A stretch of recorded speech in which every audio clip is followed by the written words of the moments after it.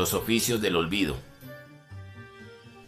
Escrito y narrado por Mario Calzada Gómez. Capítulo 1. El que hizo caminar las letras. El tipógrafo. Nadie recordaba con certeza quién había sido el primer tipógrafo del pueblo, pero todos sabían que el último era don Ernesto Rivas, un hombre de espalda ancha, manos endurecidas por el plomo caliente y mirada opaca como la tinta seca. Su taller, la imprenta Aurora, estaba incrustado como una muela antigua en la calle del Comercio, entre una tienda de velones de difuntos y una botica donde aún se despachaban infusiones en frascos de vidrio con etiquetas desleídas. La imprenta no tenía letrero nuevo. El que colgaba sobre la puerta, sostenido por 2 clavos y la esperanza, era el mismo desde hacía más de 70 años. El sol lo había desteñido y la lluvia lo había ablandado, pero seguía allí como si tuviera conciencia de su deber memorial. Don Ernesto decía que él no imprimía papeles, sino destinos. Cada palabra que pasa por mis dedos termina en la vida de alguien, murmuraba con solemnidad, mientras acomodaba los tipos móviles sobre la galera. Hablaba como si el alfabeto le debiera algo, como si el diccionario entero hubiese sido escrito para ser manipulado por sus manos. Su nieta, Valeria, una adolescente rebelde de acento capitalino, solía burlarse de él. Eso ya no se usa, abuelito. Ahora todo se diseña en Illustrator. Él la miraba sin reproche, con la resignación mansa de quien sabe que el futuro tiene la boca muy grande y poca gratitud. La imprenta no tenía reloj. Don Ernesto afirmaba que el tiempo se medía por el olor de la tinta y el peso del silencio. En la mañana, la prensa hacía un sonido metálico que parecía cantar. Por la tarde, se volvía más espesa, como si la máquina también envejeciera con el día. Por la noche, todo quedaba suspendido en un murmullo tibio, y las letras, juraba él, se movían solas para corregir sus errores. No se burlen, decía. Hay veces en que las mayúsculas aparecen donde no deben, como si tuvieran su propio criterio. A esta M no le gusta estar al principio, siempre se escabulle. Y esta R es rebelde. La he fundido 3 veces y no aprende. Entre los empleados de la imprenta quedaban solo 2. Doña Teresa, la encuadernadora de dedos rotos y alma de aguja, y Justo, un muchacho con sordera parcial y talento para armar libretas con las manos más veloces del pueblo. A Teresa se le decía la costurera de libros, porque tenía la extraña habilidad de coser las páginas sin necesidad de medirlas, como si sus dedos supieran dónde iba cada palabra. Ella hablaba poco, pero cuando hablaba soltaba dichos como quien riega maíz para que vuelvan las palomas. Libro bien amarrado, lector hechizado, papel que no cruje, no se lee con gusto. Lo que va sin hilo se lo lleva el olvido. Justo, en cambio, era silencioso como el mediodía en la plaza, pero escuchaba las vibraciones de la imprenta mejor que nadie. Sabía cuándo un rodillo fallaba, cuando un tipo estaba invertido, cuando la tinta estaba vencida. Don Ernesto decía que Justo escuchaba con la piel, y era verdad. Muchas noches después del cierre se quedaba solo acariciando las cubiertas de los libros recién nacidos, como si quisiera hablarles con los dedos. La rutina de la imprenta se rompió el día que llegó un encargo extraño. Un hombre de traje impecable y acento extranjero pidió que se imprimiera un libro funerario, una especie de memorando para ser repartido en una ceremonia privada. El texto estaba escrito en un castellano pulido, pero impregnado de frases tristes como pan mojado. No queremos nombres, solo palabras que sobrevivan al llanto, dijo el cliente. Ernesto aceptó por cortesía, pero aquella noche no pudo dormir. Sentía que las letras del encargo lo espiaban desde el cajón. Juraba que al cerrar los ojos una frase en cursiva se deslizaba por las paredes del taller y le susurraba al oído: también tú serás olvidado. Desde ese día la imprenta comenzó a comportarse de forma extraña. Las galeras se caían sin razón. La tinta se espesaba como sangre coagulada. Las páginas encuadernadas aparecían escritas con errores que nadie había cometido. Una vez, un libro de recetas apareció impreso con versos funerarios. Otra, una invitación de boda llevaba en su centro una esquela. Don Ernesto empezó a dudar de su juicio.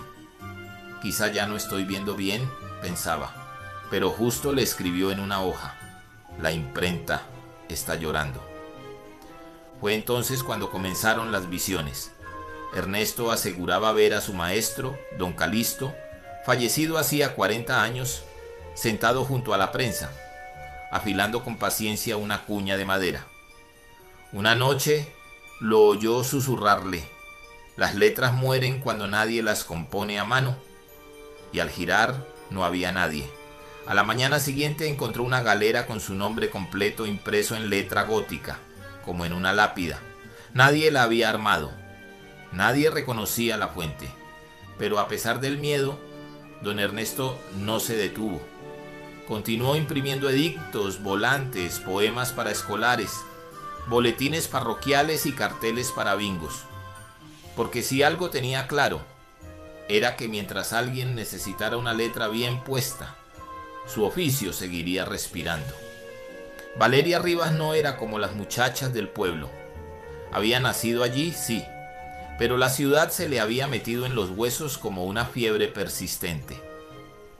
Estudiaba diseño gráfico en Bogotá y volvía cada tanto, solo cuando las vacaciones o la nostalgia le apretaban los bordes del alma.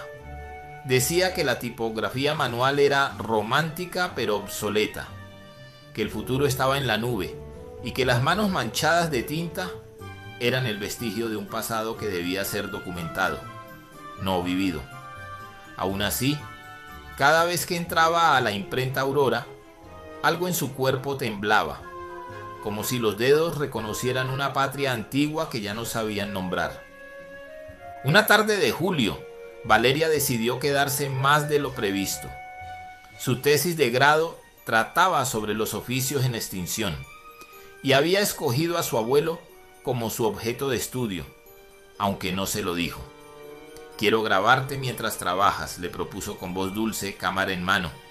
Don Ernesto, que nunca había sido retratado sin corbata, aceptó con una sonrisa tímida y una advertencia: «Si me ves hablando con las letras, no me juzgues.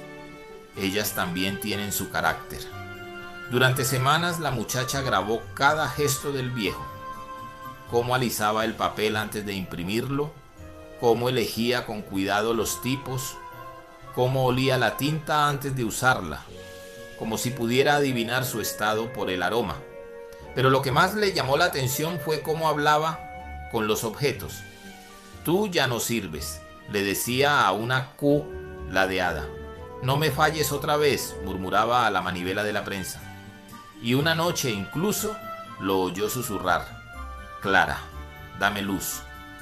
Cuando le preguntó a quién se refería, él solo respondió: «A la que aún me visita cuando la tinta huele a lavanda». Una madrugada, mientras revisaba el material grabado, Valeria notó algo inquietante. En varios fragmentos del video, las letras que su abuelo componía parecían moverse levemente, como si respiraran. Lo consultó con sus compañeros de facultad, que achacaron el fenómeno a errores de renderizado o a artefactos de compresión, pero ella no estaba tan segura. Una noche soñó que las letras la rodeaban como insectos luminosos y le susurraban oraciones inconclusas, palabras que ardían al pronunciarse, frases que no eran de este mundo. En los días siguientes, la imprenta empezó a emitir sonidos extraños, crujidos que no provenían de la madera, respiraciones que no eran humanas, el eco de una máquina que no estaba encendida. Justo se negó a entrar al cuarto de tipos. Doña Teresa comenzó a santiguarse al entrar. y don Ernesto se volvió más callado, como si algo dentro de él comenzara a desdibujarse. A veces se quedaba quieto, mirando un punto fijo, y luego decía: «Hoy no me obedecen las letras, hoy no quieren formar nada». Fue entonces cuando Valeria encontró el cuaderno. Estaba en una gaveta olvidada, envuelto en tela negra. Era un diario, al parecer escrito por el padre de don Ernesto, también tipógrafo. Allí relataba cómo la imprenta había sido construida sobre un terreno donde antes existía un templo indígena, un lugar donde los chamanes grababan palabras sagradas en piedra. Dicen que las palabras conservan poder si se repiten con fe, anotaba el abuelo. Esta máquina a veces imprime textos que no he compuesto.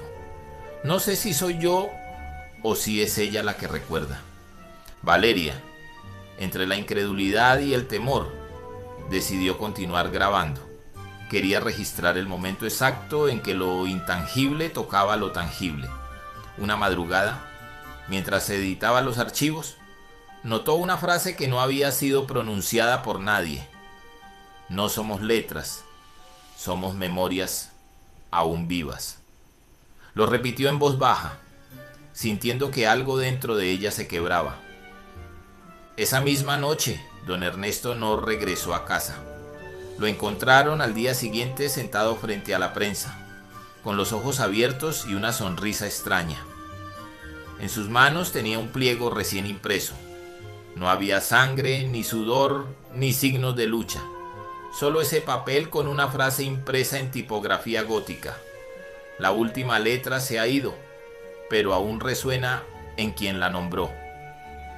Lo enterraron en silencio, como se entierran a los sabios. La imprenta cerró. Doña Teresa desapareció. Justo se marchó sin dejar dirección.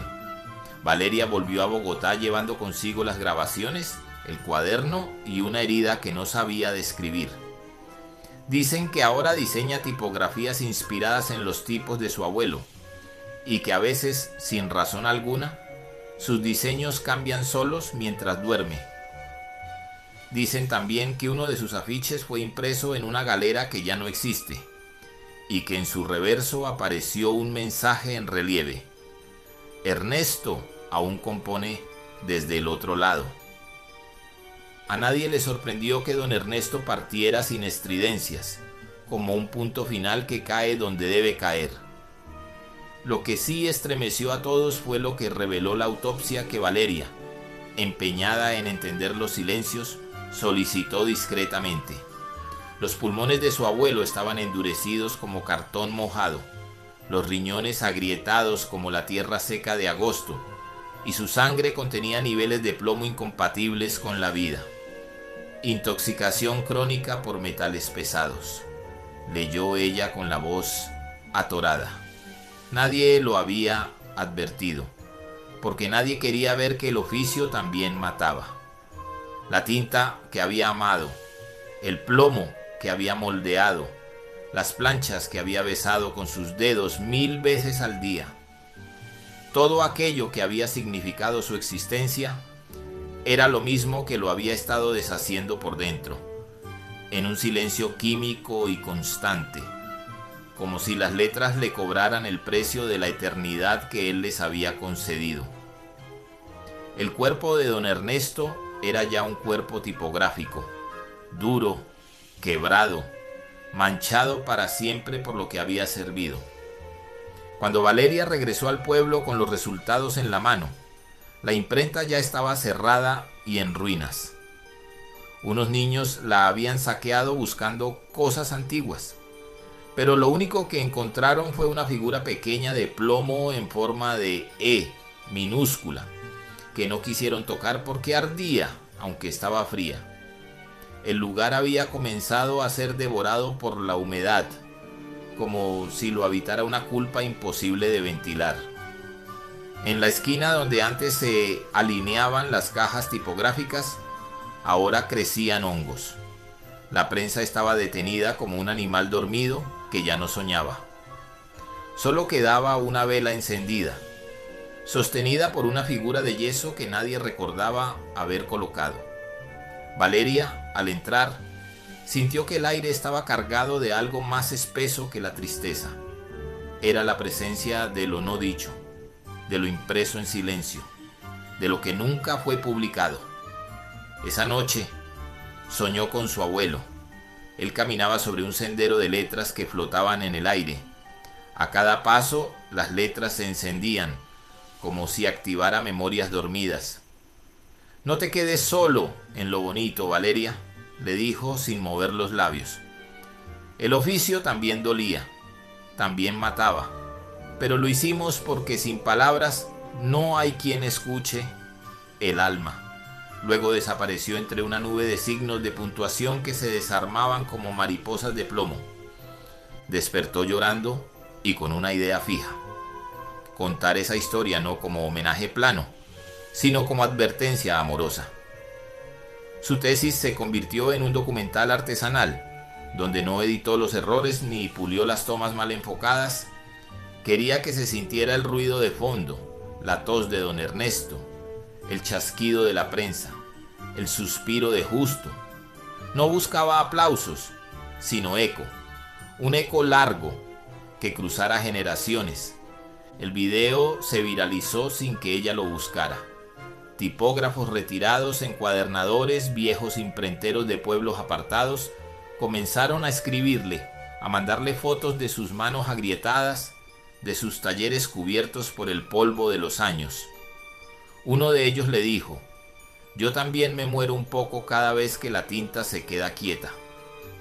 Otro, desde Bucaramanga, escribió: «Gracias por recordarnos que existimos, aunque ya nadie nos llame».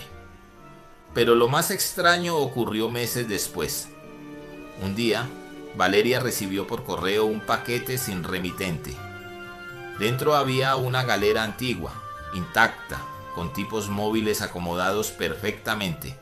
El mensaje decía: «Esta fue la última palabra que él armó y que no alcanzó a imprimir». Ella observó con cuidado. Las letras, al alinearse, decían una sola palabra: «Resiste». Desde entonces, cada año Valeria vuelve al pueblo y abre por un día la imprenta. Invita a niños, jóvenes y ancianos a tocar el plomo, a oler la tinta, a sentir el peso de una A que no existe en las pantallas. Les enseña a componer frases, a ordenar palabras como quien cose recuerdos.